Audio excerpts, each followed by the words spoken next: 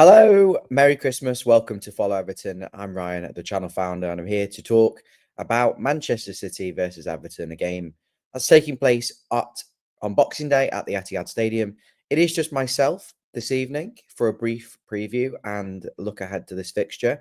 And I hope you were drawn in to watch this show based on the incredible AI graphic of Sean Dyche and Pep Guardiola fighting at the Etihad Stadium. You'll have seen that if you've just clicked on the stream.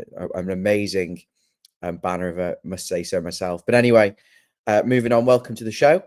Man City then on Boxing Day. I think we've played them before on Boxing Day. Was that the time we got the 1-1 draw where Damari Gray scored? But nevertheless, who's going to be the best prepared for this game? Are Man City going to have the intensity? Are they going to be able to restore the form, which has gone completely out the window? Will Everton remain focused over this Christmas period? I know in the past it can be easy for players to become distracted by all the festivities and things that are going on. But what I would say is Boxing Day in particular, there are generally a lot of crazy results, and you will see some score lines which you are just not expecting. Teams you're expecting to win, losing, and teams you're expecting to lose, win. And so I hope Everton, I mean, this is a difficult one because Man City have been in such bad form. There'll be a lot of people who almost think Everton will go and win there and do a snatch and grab. But let's be realistic. I think City are still overwhelming favourites to win this game and could quite comfortably beat us. But I'd like to think that Everton are going to go there and at least lay a glove or two on Manchester City. Now, I just look at Man City. I mean, they've been struggling to win the games, struggling to keep clean sheets, struggling to score goals. In all honesty, Haaland has not been playing well. Man City, basically, they seem to overcommit players forward, lose the ball, and teams punish them on the counter-attack. They also make silly mistakes, and they're just being poor defensively. Kyle Walker in particular, who normally has a really good game at Everton, looking like a real weak link in the back line. And they'll have excuses. They'll say there are injuries. And I've just had a look at the Manchester City sort of injuries they've got. I thought there was going to be a lot more, to be honest. I think they're just whinging. Ruben Diaz, of course, is injured. He's out till January. That's a big loss. And Nathan Ake and John Stones. So you could argue they've lost the three key defenders. But they've got a big squad, Manchester City. I think John Stones is a huge, huge loss because he can play in that central midfield in the deeper role. And then Ruben Diaz can play in the central defence with Akanji. So they've got players, I suppose, when everyone's fit, they're as good as it comes. But, they've got those injuries. Can Everton make the most of this and try and expose that? I still think they've got so much talent. And Kevin De Bruyne is there. Haaland's there. Ruben, what's his face? Bernardo Silva. There's got tons of players. They could easily wipe the floor with us. I don't know what it is with Manchester City. I want to know what people think in the comments. Is it tactics? Is it form? Is it personnel? Is there other deciding factors? Could it be the legal case they've got hanging over them? Has that affected them? But if you're watching me on YouTube and you're not already subscribed, appreciate if you can subscribe to the channel. We're trying to grow it and follow the instructions of Danny Friedkin here, very kindly, who's gone down to Goodison with the banner that I sent him. And if you're watching on X, then come over onto YouTube and subscribe there. Search for @FollowEverton. Got Peter Duggan in the comments. He's saying Rodri's injury was the killer blow for City because without them, there's no linchpin. I just don't think you go from winning every single match and losing one player to not being able to string a win together or a couple of wins together, or a couple of decent results, Peter. I think if they brought John Stones back into that midfield and get the back four a bit more settled, would that solve the problem, Peter? But anyway, Everton's injuries are a bit same old, the status quo. You have James Garner, and you also got Tim Rabunin with their mysterious injuries.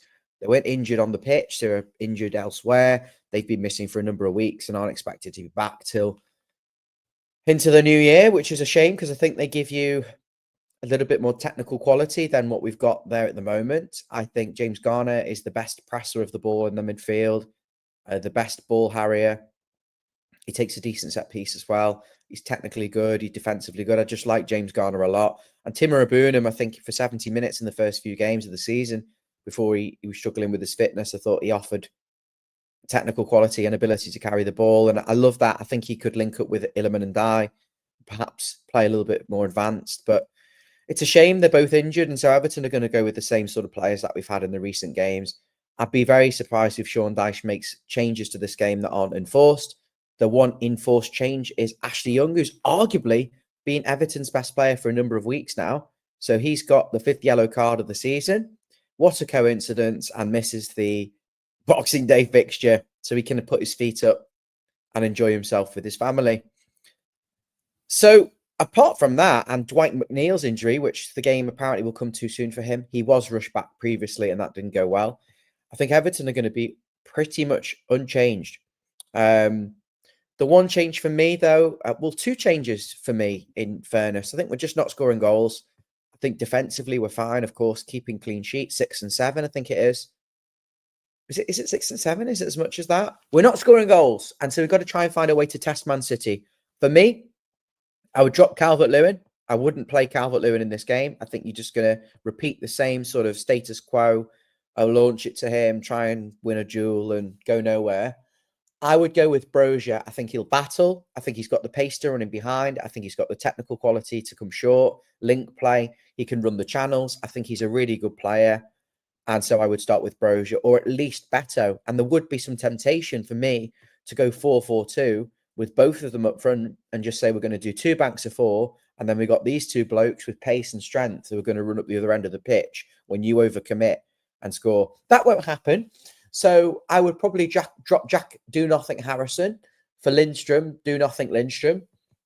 I think with Lindstrom, I think he will come good. I think he can put a good cross in. I think he's got pace. I think he can dribble. So I'm going to go with Lindstrom on the right side of midfield in this match.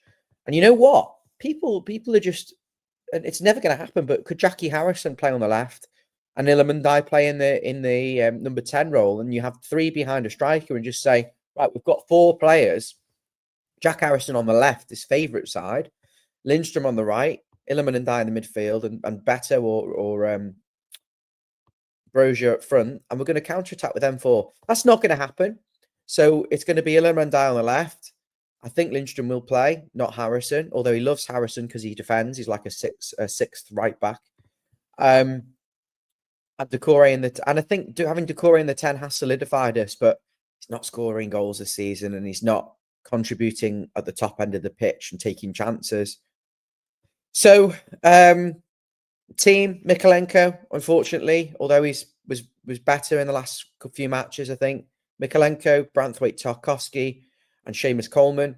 Patterson, I don't know what's going on with him. I think it's time to sell him in January, or at least blood him in the right midfield slot. If you're going to play someone like Harrison, it's just for defending.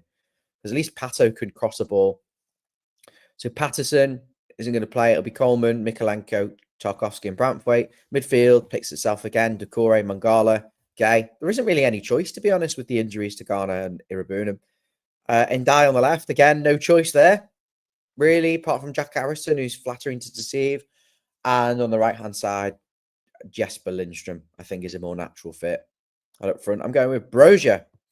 So how can we beat Man City? Well, Man City are going to pass you to death. They're going to try and play around you in the pockets of space, particularly around the edge of the 18-yard box. Going to work opportunities to get low crosses in from the byline and take shots from outside the box. We know how they're going to play. I think they're vulnerable on the counter-attack. I think they're vulnerable on set pieces. I think they're generally just vulnerable everywhere if you can run at them and play with the ball and make it horrible.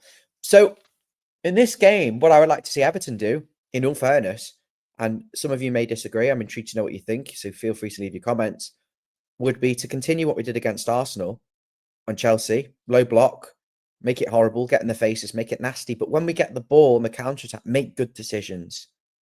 Expose Man City as they overcommit players forward and get in behind them, be nasty, be aggressive, take your chances and get better delivery from the set pieces, because against Chelsea it was non-existent. And that's my route. That's the way that I think Everton can get 3 points against Man City. Realistically, though, I think the stinks of a possible draw, 1-1, 0-0, 2-2. I think it might be more of an open game with it being a Boxing Day. We do tend to see that, but at the same time, guys, let's be realistic. City could turn us over. They have the quality. They have the players to cause us trouble. But I don't think Dyche is going to go with anything too brave. I think he'll stick with what he did against Chelsea and against Arsenal, and we'll probably end up with a point and we'll be ecstatic with a point. Right, guys, that's all from me. It was just a short one today. It is Christmas Eve. Merry Christmas to everyone watching. Merry Christmas, Eugene, Rod, and Peter in the comments there. Thank you so much.